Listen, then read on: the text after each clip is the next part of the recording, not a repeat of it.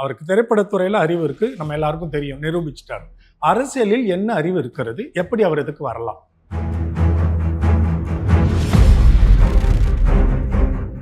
இந்த கட்சி ஆட்சி இதுல நாலேஜ் இல்ல. ஆனா விஜய்க்கு வாக்களிக்க ரெடியா இருக்கு.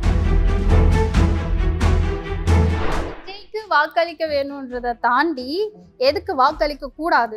ஏன்னா அவருக்கு ஒண்ணும் தெரியாதுன்றேன் நான். அது எப்படி நீங்க டிசைட் பண்ண? அவருக்கு தெரியும், நீ எப்படி டிசைட் பண்ணலாம்? மக்கள் எங்க மண்ணில் தானே நிக்கிறோம், அப்ப அவர் என் கூட மண்ணில் தானே நிக்கணும். அந்த இடத்துல நிக்கிறதுக்கே அந்த இடம் அதிருது.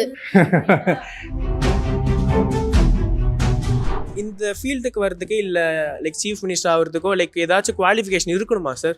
அரசியல்னா என்னன்னு தெரியணும்ல, மக்கள்னா என்னன்னு தெரியணும்ல, சமூகம்னா என்னன்னு தெரியணும்ல. இல்லை, நான் ரொம்ப சிம்பிளாக சகோதரர் ஜேம்ஸ் வசந்தன் அவர்களை பார்த்து கேட்கிறேன். உங்களுக்கு மக்கள் என்றால் யார் என்று தெரியும் என்று சொன்னால், எத்தனை மக்களுக்கு மழை காலங்களில், கொரோனா காலங்களில் நீங்கள் உதவி செய்திருக்கிறீர்கள்? மக்கள்னு யார் தெரியாம தான் ஒருத்தர் வந்து இப்போ சிஎம் உட்காந்துருக்காரா? அரசியல் அவருக்கு தெரியாது, அவருக்கு ஏன் ஓட்டு போடுறீங்கன்னு கேட்குறீங்க. ஓட்டு போடுறவங்கலாம் அரசியல்வாதிக்கு தான் ஓட்டு போடணுமா? அரசியல் தெரியாதுன்னு உங்களுக்கு எப்படி தெரியும்? அரசியல் தெரியாதவர் தான் வக்கீல்களுக்கு எம்எல்ஏ சீட்டு கொடுத்துருக்கிறாரு, ஐடி படித்தவங்களுக்கு எம்எல்ஏ சீட்டு கொடுத்துருக்கிறாரு, இன்ஜினியரிங் படித்தவங்களுக்கு எம்எல்ஏ சீட்டு கொடுத்துருக்கிறாரு.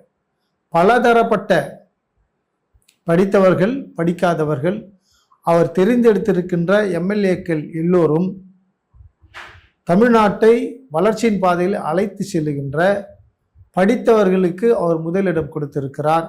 பிற்படுத்தப்பட்டவர்களுக்கு, தலித் சமூகத்தை சார்ந்தவர்களுக்கு, படிக்காத ஆட்டோ ஓட்டுநர்களுக்கு அவர் சீட்டு கொடுத்திருக்கிறார். இவருக்கு அரசியல் தெரியாதா? மக்களுடைய வாழ்க்கை தெரியாதா? உங்களுக்கு ஞானம் இருக்கிறதா? நீங்கள் ஒரு அரசியல் கட்சி தொடங்குங்களேன். இப்போ இடையில திருச்சியில் ஒரு வேகன்சி வருது, இடைத்தேர்தல். போய் நில்லுங்க. திரு வசந்தன் அவர்களே, தயவு செய்து திருச்சியில் இடைத்தேர்தல் ஒன்று வருது, அதில் போய் நீங்கள் நில்லுங்க, சுயேட்சையாக நில்லுங்க. இல்லைன்னா ஒரு கட்சியிலேருந்து போய் சீட்டு வாங்கி போய் நில்லுங்க, ஜெயிச்சு வாங்க. 5% ஓட்டு வாங்குறீங்களா பாருங்க. 5% ஓட்டு உங்களால் வாங்க முடியுமா? மக்களுடைய செல்வாக்கு உங்களுக்கு உண்டா?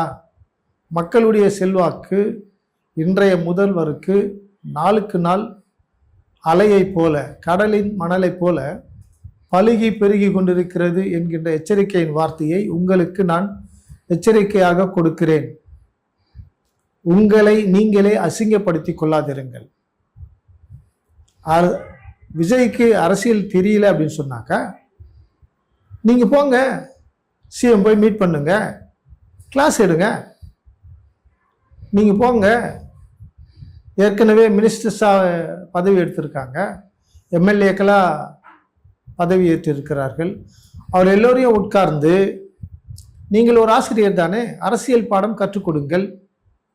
உங்களிடத்திலிருந்து கற்றுக்கொண்டு அவர்கள் ஆட்சிக்கு உதவியாக இருக்கட்டும். உங்களுக்குள்ளாக அப்படிப்பட்ட ஒரு தாழ்வு மனப்பான்மை இருக்கும் என்று சொன்னால், பெருந்தன்மை இருக்கும் என்று சொன்னால், இரண்டுமே உங்களிடத்தில் இல்லை என்பது எனக்கு நன்றாக தெரியும். நீங்கள் வேதத்தை வாசித்து அரசியலை கற்றுக்கொள்ளுங்கள். நீங்கள் எந்த ஆலயத்திற்கு செல்கிறீர்களோ அங்கே போய் அரசியலை சொல்லிக் கொடுங்கள். நீங்கள் சில மாணவர்களை அழைத்து அரசியல் என்றால் இதுதான் அரசியல் சொல்லிக் கொடுங்கள்.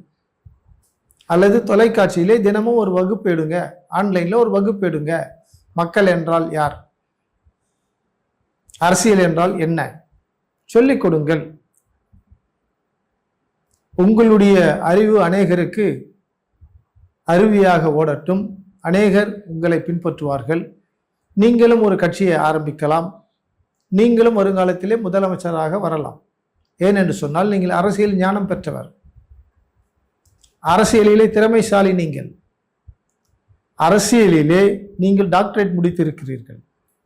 அதனால்தான் உங்களுக்குள்ளாக பொறாமை, கோபம், எரிச்சல், வீண் வார்த்தைகள் நாவடக்கம் இல்லாமல் பேசிக்கொண்டிருக்கிறீர்கள். அறியாமையிலே பேசுகிறீர்களா, பொறாமையிலே பேசுகிறீர்களா, எரிச்சலிலே பேசுகிறீர்களா, ஆதங்கத்திலே பேசுகிறீர்களா? விஜய் சிஎமாக மாறிட்டார், என்னால் பொறுத்துக்கொள்ள முடியவில்லை. நீங்கள் ஒரு முடிவை எடுத்துக்கொள்ள வேண்டும். ஒன்று தமிழ்நாட்டை விட்டு நீங்கள் வெளியேறுங்கள், அல்லது இந்தியாவை விட்டு வெளியேறுங்கள். உங்கள் விருப்பம். கட்டாயப்படுத்துவதற்கு எனக்கு உரிமை கிடையாது, அதிகாரமும் கிடையாது. நீங்கள் தான் சொன்னீர்கள், இவங்கெல்லாம் சிஎம் வந்துட்டா இவங்களுக்கு கீழே நான் தமிழ்நாட்டை வாழ்றது ஒரு வெட்கக்கேடு அப்படின்னு சொன்னீங்க. மறுபடியும் சொல்றேன், வார்த்தைகளை நீங்கள் திருத்திக் கொள்ளுங்கள், மனம் மாறுங்கள். நீங்களும் கடவுளுடைய பிள்ளைகளாக ஒரு நாளைக்கு ஆசீர்வதிக்கப்படுவீர்கள். இதற்கு மேல் உங்களுக்கு அறிவுரை சொல்லுவதற்கு எனக்கு தகுதி கிடையாது.